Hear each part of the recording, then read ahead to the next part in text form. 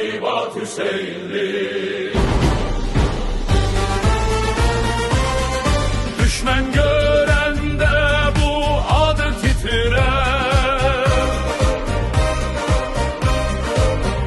torpaq bu ismi ucalıqla gəzər. Bayrağın kölgəsi altında durar, vətənin sipəri İbad Hüseyinli. Çinində daşıyır millətin yükün, hər nəfəsində vətən var hər fikrin. O şəhid ruhuyla iç-içə böyüyür, qalxan təkirəli də İbad Hüseyinli. Qalxan təkirəli də İbad Hüseyinli.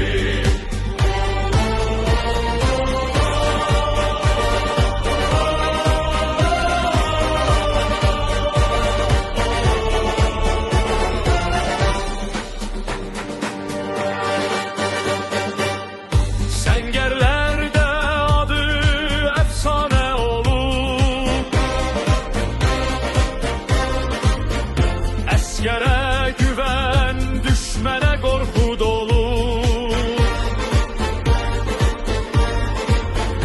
O addım atanda torpaq nəfəs alar,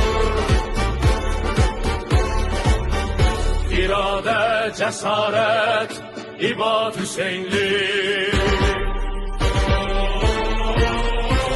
Hər dağ başında, hər çayın axışında adın çəkilir vətənin baxışında. Bir ömürlü iz qoyub tarixdə, unudulmaz bir an İbad Hüseyinli.